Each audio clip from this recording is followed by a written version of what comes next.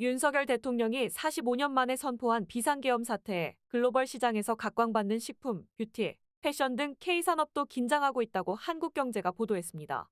비상계엄이 국회 해제 요구로 풀리긴 했지만 이번 사태로 자칫 한국의 브랜드 이미지 자체가 훼손될 위험 때문입니다. 특히 전국 불안정에 한국을 찾는 관광객이 줄면 외국인 매출 비중이 큰 브랜드는 일부 타격을 입을 수 있다는 우려도 나오고 있습니다.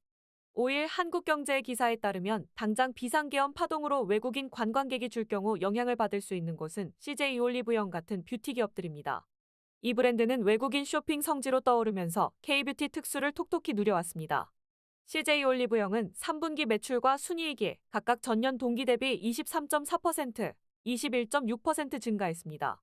올리브영이 외국인 관광객의 필수 관광 코스로 떠올라 외국인 소비자 매출이 늘어난 게 실적 개선에 이바지했습니다. 이 때문에 외국인 맞춤 매장이나 서비스를 늘려왔던 만큼 관광객이 줄면 그만큼 손실을 볼 수 있습니다. 한 뷰티업계 관계자는 당장 계엄 사태에 따른 눈에 띄는 여파는 없다면서도 최근 뷰티업계에서 K브랜드 열풍을 타고 일본, 중국, 동남아, 북미, 유럽 등으로 해외 시장 포트폴리오를 확대하는 추세인데 이 분위기가 냉각될까 예의주시하는 분위기는 있다고 전했습니다.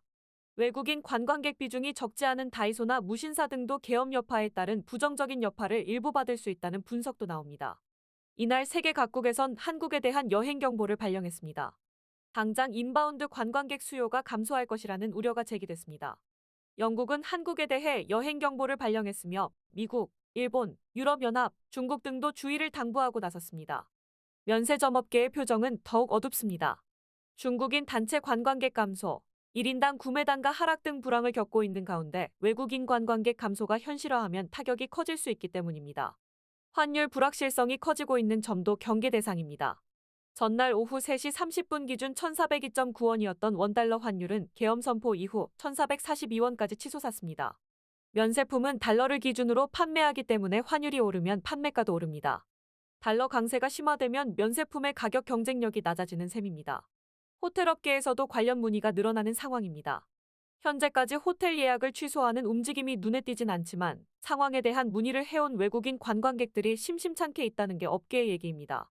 호텔업계 관계자는 사태가 길어지면 타격이 불가피할 것이라며 당장 해외에서 좋은 평가를 받던 K산업에 대한 브랜드 이미지가 훼손되면 장기적으로 직간접적 여파는 더 클 것으로 우려하고 있다고 말했습니다.